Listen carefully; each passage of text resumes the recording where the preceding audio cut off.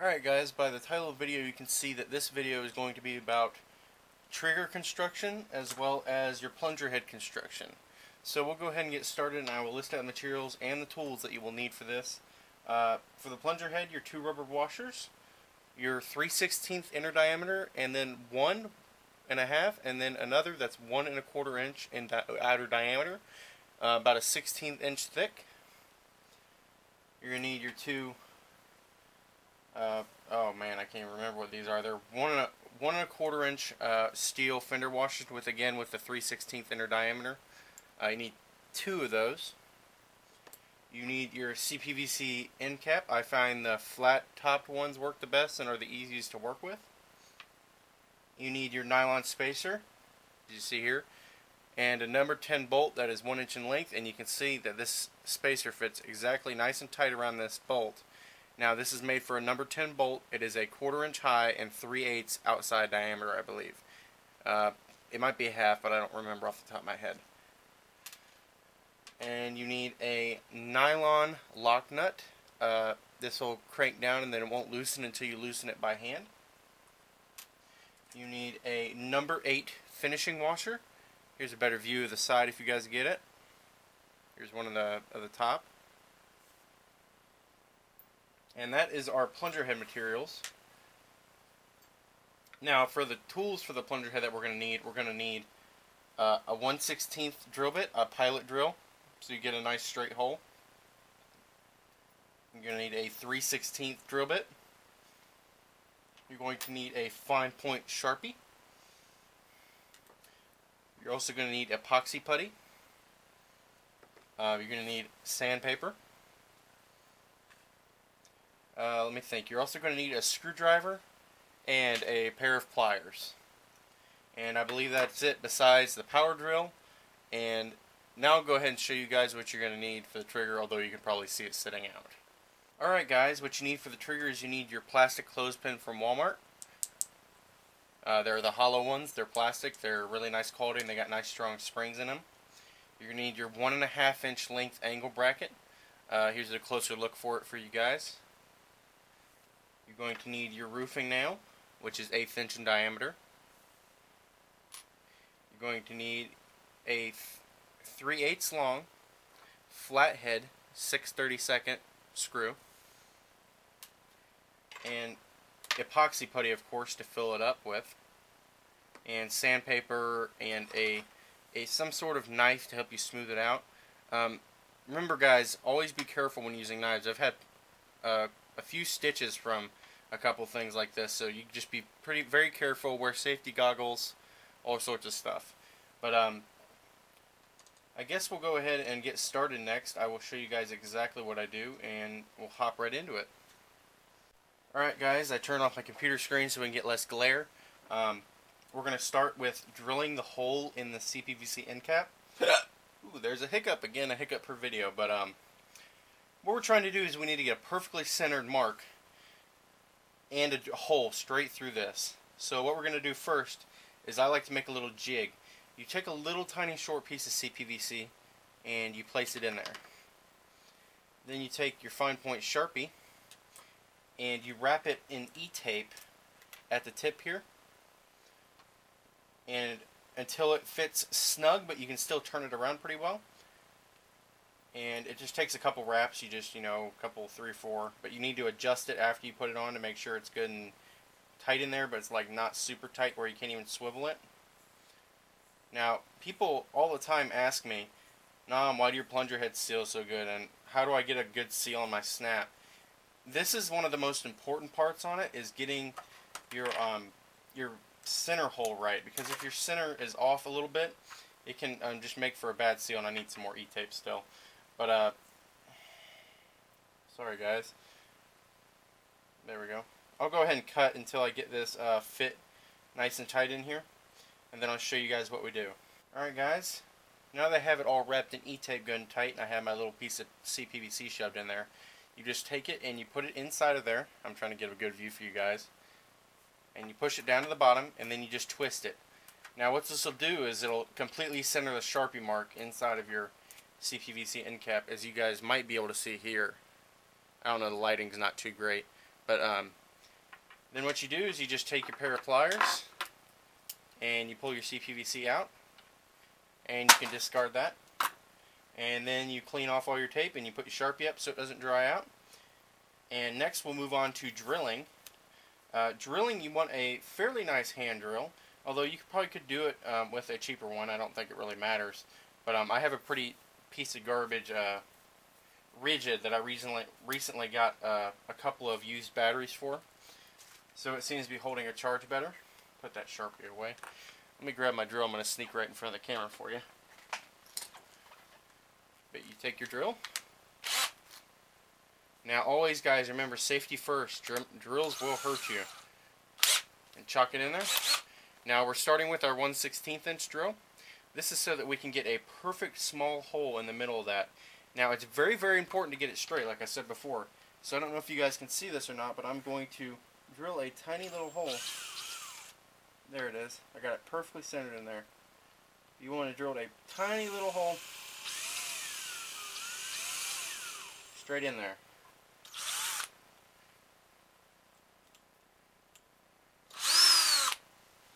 And I'll pull out the little scraps. I don't know if you guys can see there or not. But now there is a perfectly centered tiny little hole in the back of our CPVC end cap, as well as on the top. Now, the reason we drill the pilot is just so it gives the bigger drill bit a guide way, so it always takes the path of least resistance. So now we take our 3/16 inch diameter drill bit, and remember, guys, be very careful. You really should clamp this down. Don't do this unless you're very experienced in using drills. But then you just slowly drill it.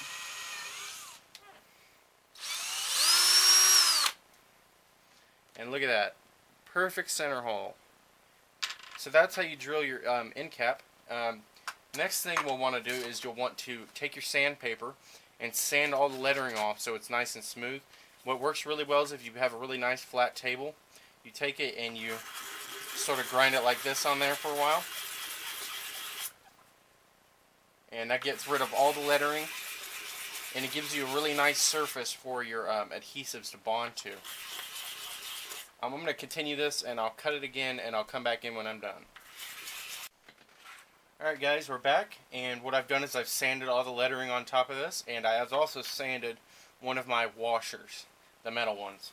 So now, one thing I forgot to mention at the beginning was you're going to be using your super glue in this. And what you do is you take it off, and you put, I don't know if you guys can see this, you put some around this ring here, around up top on top of the end cap. And then you take your washer, and you want to make sure you center both holes very well. Now the one in the CPVC end cap will be a little bit smaller, so it gives you a little bit of an edge to work with on this. And then what you want to do is you just want to squeeze it together for a few seconds until it bonds. Make sure not to glue your fingers to anything like I just did. And then you have a perfectly centered washer on there. And then you clap off your super glue so you don't dry it out.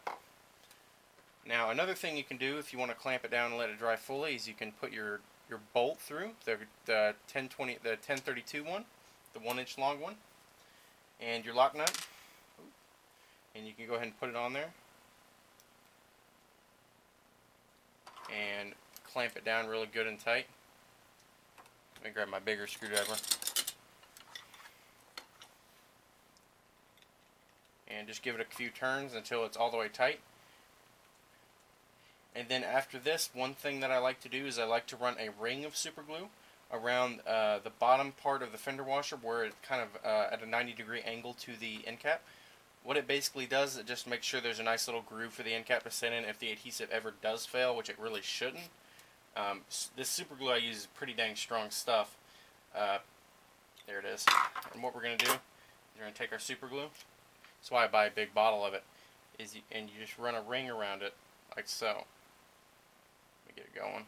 You just run a small ring. Now remember guys, super glue will stick your hands together. I've gotten it in my eye before, and that was not fun. I had it in my eye for 2 solid days, and it hurt like freaking crazy for every hour of those 2 days. I had a lot of trouble sleeping. Now here's a quick tip for you guys. Many of you may not know this, but regular old baking soda is actually an accelerant for super glue, cyanoacrylic glue.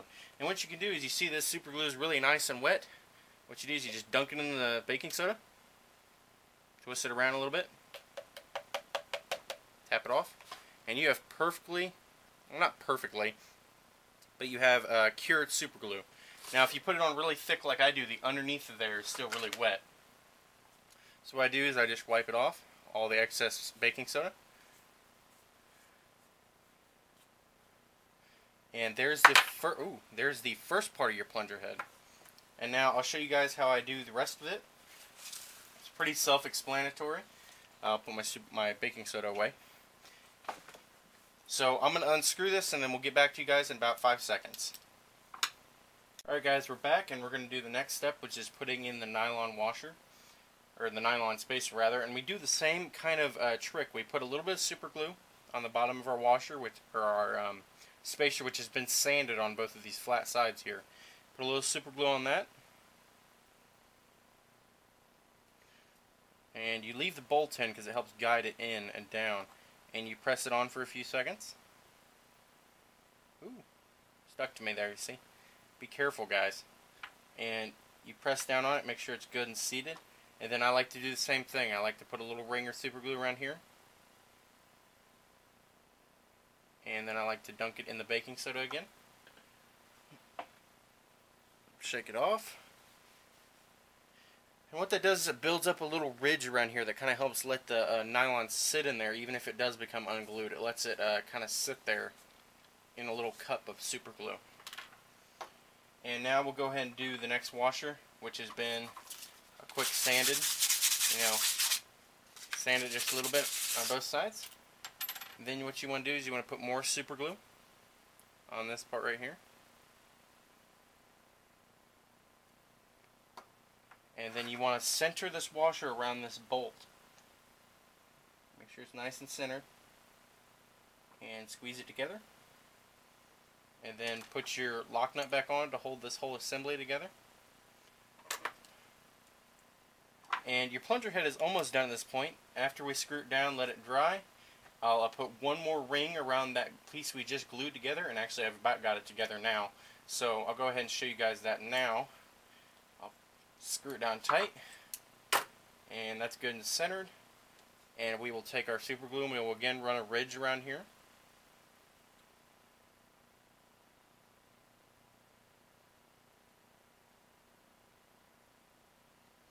Alright, then I'll go dump it back in the baking soda again. Wipe it off. Blow all the excess off. And there is the main components of our plunger head.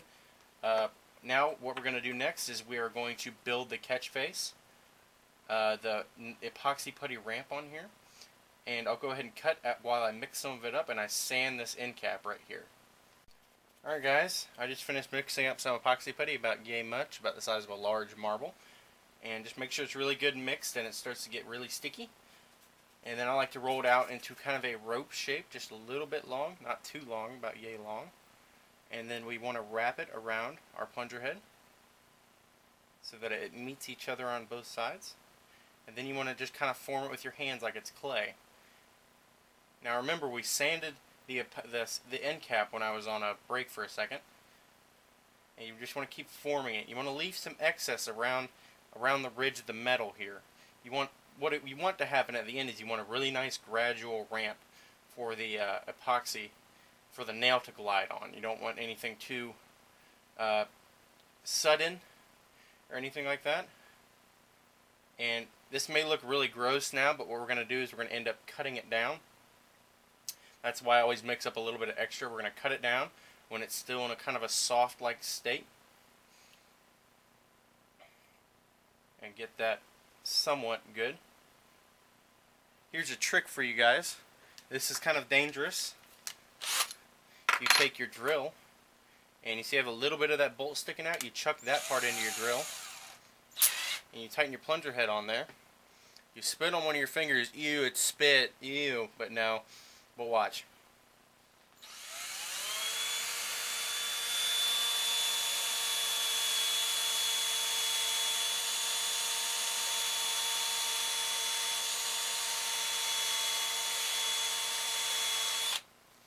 It gives you a nice smooth sort of ramp pre-made, and we'll continue this sort of evaluation. Now we need to wait about a couple minutes until it dries to a semi-hard, semi-clay consistency, and then I'll show you guys how I like to shape it down into a nice smooth ramp.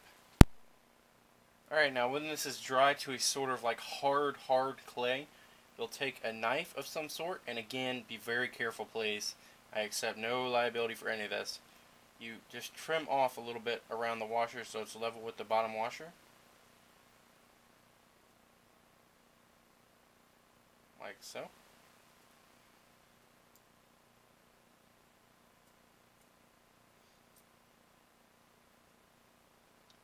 And then you want to trim a little bit. You see how we've got this huge lip hanging off on the other side? You want to just reduce that a little bit. Not much. You still want to leave a little bit of overhang, because that will allow me to show you my special trick for getting perfect ramps, which is very similar to how we laid on the epoxy putty, only involving sandpaper. That's probably not a good way to do it. We'll probably do it this way, away from you. Just trim off a little bit. Doesn't need to be a whole lot. Yes, it gets little chips everywhere. You cannot wait until the epoxy putty is dry to do this. It'll just be too hard. It's got to be kind of in a state between being completely hard and being really soft.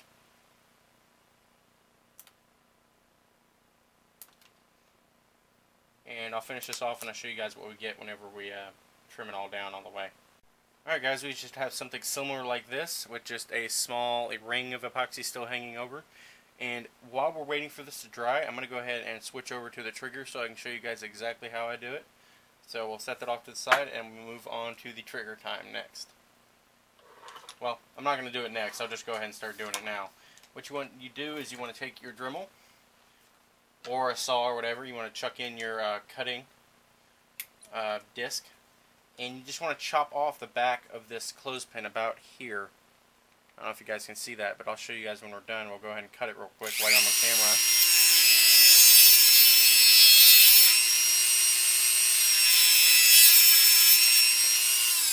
You get something like that, and then you just clean up a little bit.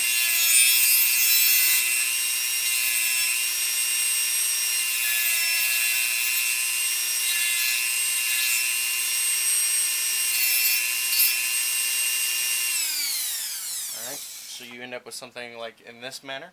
Kind of just chop off the little wings and throw those away. Then we take our knife. I like these little scalpel blades because they're really sharp when you first get them. And you just trim off all the excess plastic like so.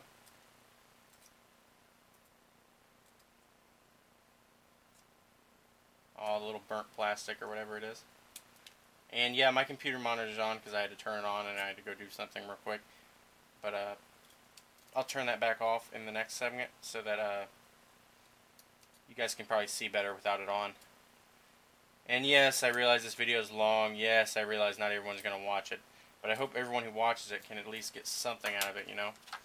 And I'm going to sand this down a little more with another bit. I'm going to grab my sanding drum, and I'm going to take it down a little bit more.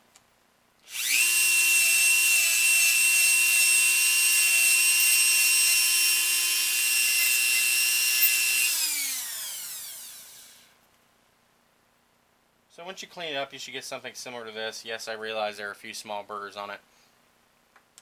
But then what you want to do is you want to actually disassemble your clothespin. You take your pair of pliers and you pull this apart. You just pull that out of the slot, put it down, and then you got half a clothespin here. Now you take your sandpaper and you scratch the inside of the clothespin very well. And this takes a little while, so I will go ahead and cut it and turn off my monitor and everything while I scratch the insides of these up. And we'll be back with you in a second. Alright guys, now that we have the inside of the clothespin all sanded and ready for the epoxy putty, whenever we put it in, we need to mark the exact center of this clothespin here. We need to mark it dead center right there. And I'll go ahead and do this on my table since it's kind of hard for me to do up here. And what I like to do is I like to put a little tiny dot. My little line, actually, more often I like to do. Then I like to hold it up to my eye, and I like to make sure it's good and centered. And then mark it a little bit more. Alright. So the next part is a little bit tricky. I don't know if it's really tricky per se, but you take your 1/16 drill bit again. We're going to drill another pilot hole, and you thread it into your drill. I don't know if you guys can see all this or not. And then you just pop a hole right in this line about here, and I'll show you guys what it looks like after I drill it. See, about there. I don't know if this is really close probably for you guys, but take out your small drill bit and you chuck in your 1/8 inch bit, bigger, and then you drill a hole into the small hole that you just drilled.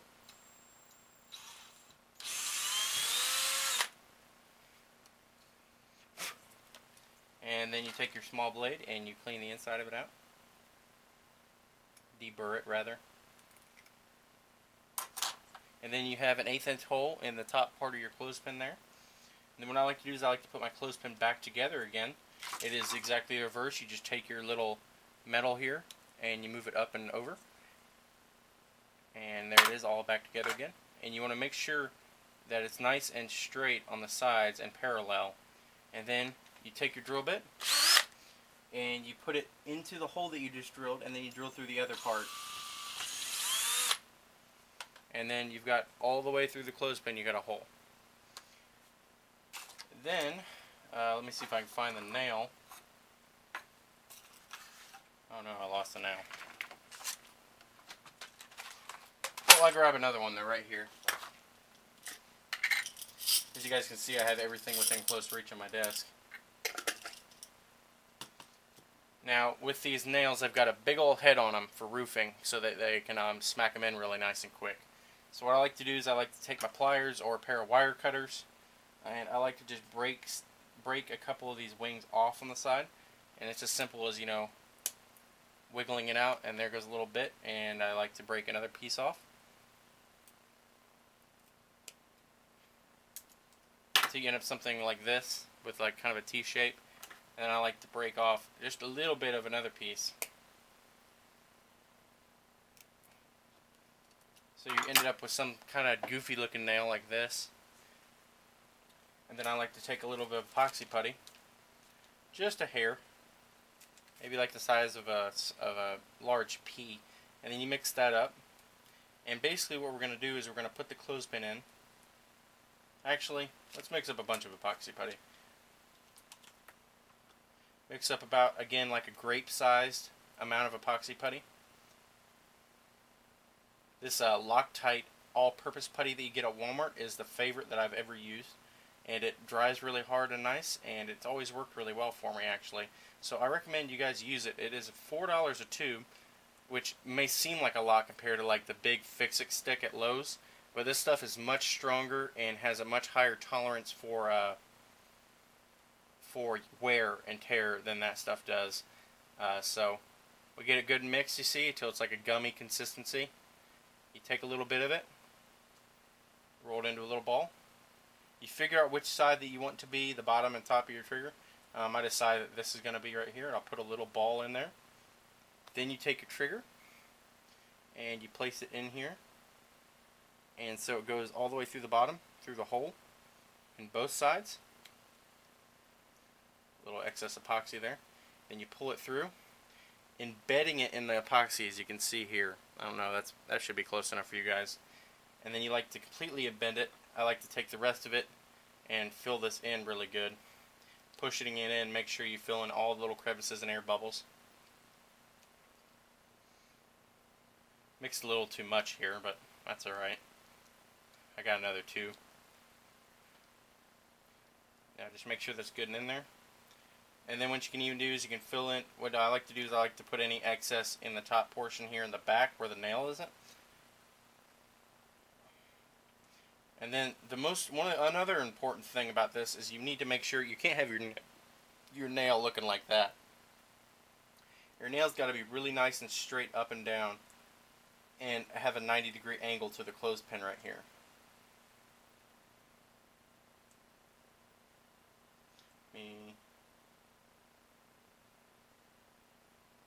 Let me look at it. Fix it a little bit.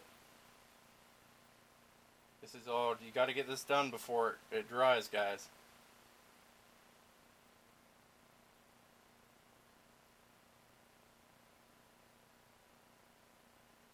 Alright, so I'm fairly happy with that. You make sure it's good and centered down the clothespin. You want to make sure you also have a good 90-degree angle here. That's quite important to making sure your catch functions properly. So what we'll do is we'll let this bottom part dry until it's again a clay-like consistency, and then we'll chop this off, and then we'll chop this off here, and then we'll actually coat the nail in a silicone grease, fill in the rest of the clothespin up top, and shove it through so that it gets a nice tight fit on it. So we'll put that off to the side while it dries, and we will finish with our plunger head, and we're going to sand this down. I'm going to show you guys my sanding method. Again, it's dangerous. Don't do it unless you're completely comfortable with it, and don't blame me if you get hurt. So I'll go ahead and show you guys now, and I'll go ahead and cut the segment and get to another piece. Alright guys, now that the plunger head is good and dry, I'm going to show you my method of, I guess you could say, shaping the ramp. As you see, we have it chucked in good and tight to our drill again. I have a rough grit sandpaper here, and basically we're going to turn the drill while we use our fingers to press this into it. Again, this is dangerous, be careful, blah blah blah, but this is how I do it.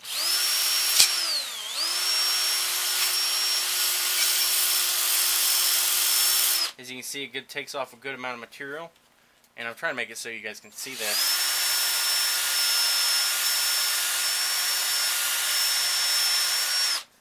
Gotta switch pieces of sandpaper. I'm pulling it out of my hand.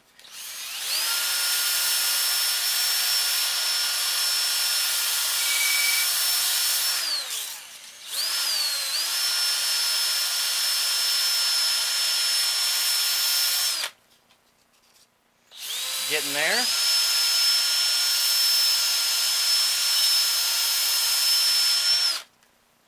As you can see, guys, it forms a perfect ramp on here. I mean, it's like perfectly balanced and everything. Getting there. And I'll go ahead and just cut it, and I'll just show you guys what it looks like when it's done. Alright guys, as you see, I'm good and dusty from the epoxy putty, but I'm going to unchuck this from my drill, and I'm going to show you guys the ramp that I got. Now we got a perfect ramp on that now thanks to that drill method. And you see we've got kind of a rough edge down here in the bottom of our plunger head. What you can do is you can take a knife, and again you have to be very careful, but you can trim off little small sections of it because you want it to be fairly uniform. This will help give you an area for your bolts to mount into. I'm actually going to end up dribbling some of this out whenever we go to put it on our actual plunger rod, but that'll come later in another video. So we got a nice even ring, sort of even around there now. Now I'm going to show you guys how to assemble the parts to get a perfect plunger head with a good cup and everything. And what we're going to do first, I'm still covered with dust, is we're going to take our plunger head and we're going to unscrew it from this.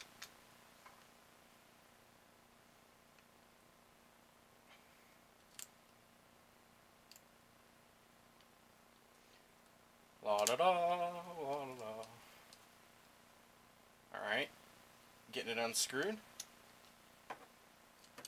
There we go. Blow it off and make sure it's all clean. We're going to take our 1.5 inch 3/16 ID rubber washer, and we're going to thread that onto the bolt. Should fit right over it, nice and tight. Then we're going to take our 1 1/4 3/16 ID washer, we're going to put it right over the top of that. And then we're going to take our number 8 finishing washer, and we're going to put it on top of it with the curved, ooh, I can't pick it up, with the curve sign facing down so that we can get a good cup. And then on top of that we will place our lock nut that we've been using. And what you want to do is you just want to tighten this up a little bit. Not a little bit, you want to tighten it up, not super tight, and I'll show you guys what I mean by that in a few seconds. But you want to tighten it up. Make sure you engage that lock nut. And you'll know about when you got it when you see that, start seeing the plunger head sort of cup. What I mean by cup is you don't want to over tighten this by any means. You see here how we've got like a nice little gentle sort of curvature going on with the washer. That's pretty much exactly what you want. And this will seal really well in 1 1/4 inch PVC and probably some other materials as well. But it is a very nice way to do plunger heads, and this is how I do all of mine. And in the next video, I think I'm going to show you guys how do I attach it to the plunger rod. But for now, we're going to go ahead and set this off to the side for a later time, and we're going to continue on our trigger. Alright guys, as you see, I'm good and dusty from the epoxy putty, but I'm going to unchuck this from my drill, and I'm going to show you guys the ramp that I got. Now we got a perfect ramp on that now thanks to that drill method. And you see we've got kind of a rough edge down here in the bottom of our plunger head. What you can do is you can take a knife, and again you have to be very careful, but you can trim off little small sections of it because you want it to be fairly uniform. This will help give you an area for your bolts to mount into. I'm actually going to end up dribbling some of this out whenever we go to put it on our actual plunger rod, but that'll come later in another video. See, we got a nice even ring, sort of even around there now. Now I'm going to show you guys how to assemble the parts to get a perfect plunger head with a good cup and everything. And what we're going to do first, oh, I'm still covered with dust, is we're going to take our plunger head and we're going to unscrew it from this.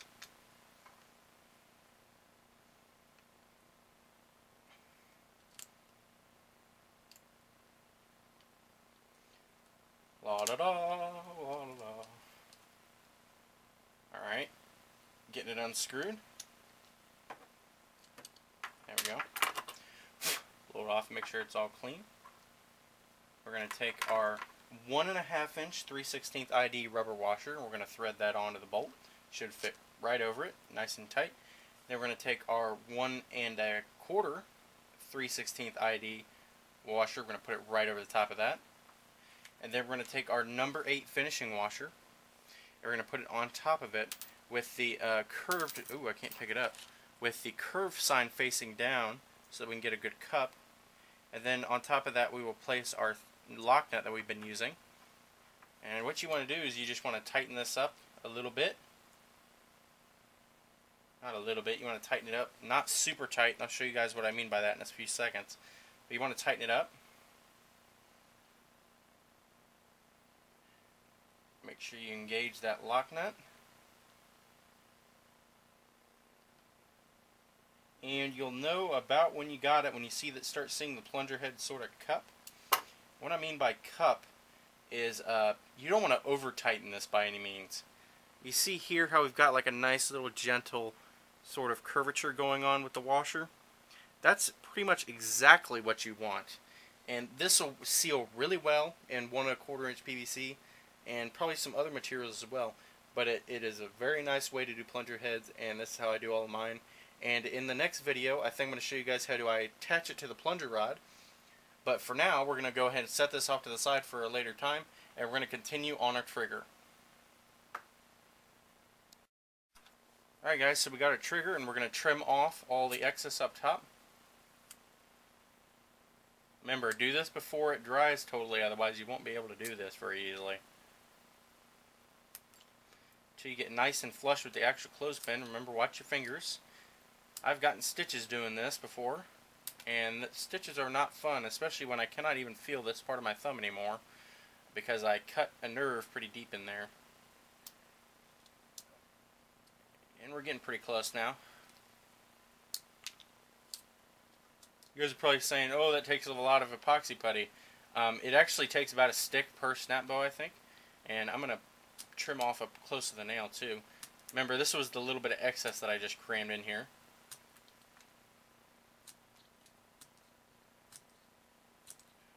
Alright.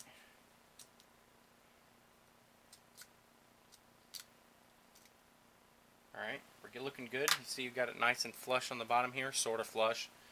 We can finish it off with sandpaper later. But what we're going to do one more time is we're going to take our pin out again.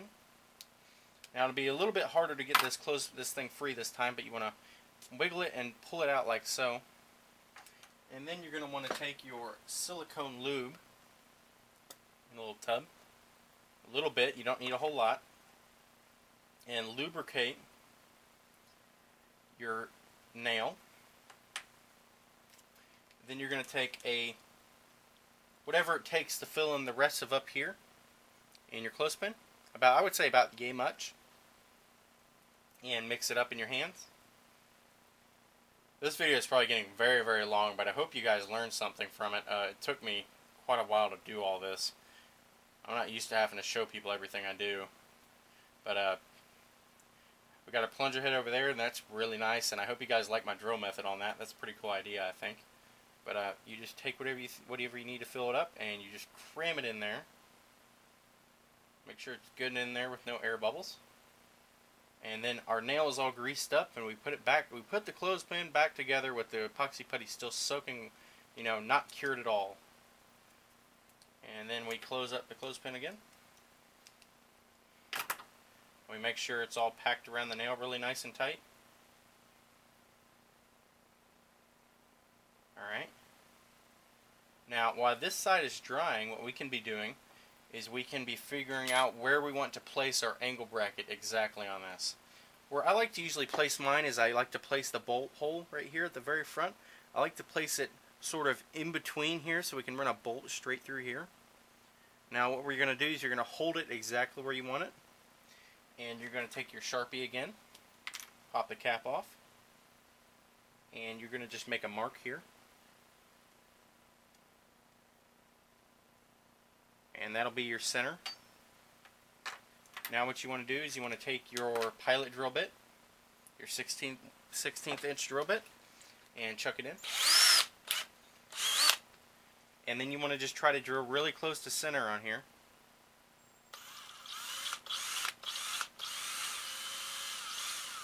Alright. Clean off the drill bit. And then you're going to take your 7/64 drill bit, and you're going to chuck it into it.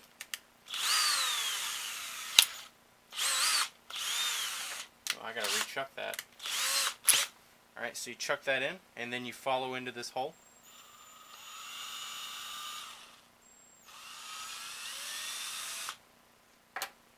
Clean it off. Then you take our glass and tile bit, the 1/2 inch one, and then you want to just countersink it just a little bit, not much, just a little bit. So you end up with something like that.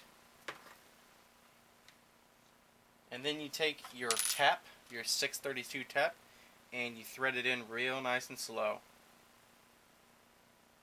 And this will cut threads for our little flathead bolt that we're going to put in a minute. Alright, that's good and threaded in there.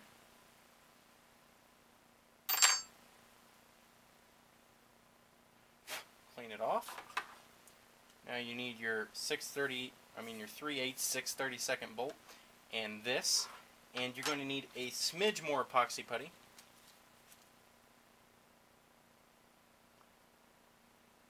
Let me see how much we want. We're going to want about the size of a small grape, not much, and you're going to mix it up. And then what we're going to do is we are going to lay this on there, and then we're going to push the trigger into it, and then we're going to put the bolt through it. And you guys will see what I mean in about 5 seconds as soon as I finish mixing this crap. You see it gets all over your fingers. A lot of people wear gloves, and I would recommend it. I just don't have any. But get that good and mixed. Make sure both the colors are totally mixed, and it's really nice and sticky. And take a piece. Just take the whole thing and kind of roll it out and do a little hot dog. And then kind of bend it over itself like so. And then lay it on top.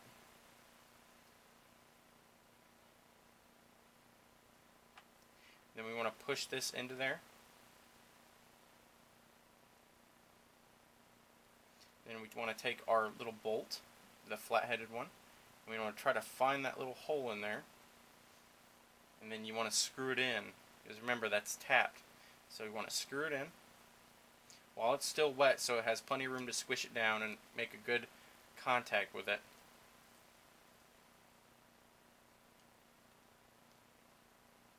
Doesn't need to be super duper tight. You see how it's squishing all the epoxy putty out. You take off your excess. Make sure it's good and straight. You even take a little bit of excess and squish it down on top of this secondary bolt hole, and that'll help hold the trigger in onto the clothespin rather. just due to the forces involved. And there it is. And when it dries a little bit, you can clean all this excess little stuff off. And you want to make sure you got a little bit behind here supporting the back end pivot. So you're left with something like so. And by this point, this is getting pretty hard, and we can just trim around the nail here. Trim off the excess.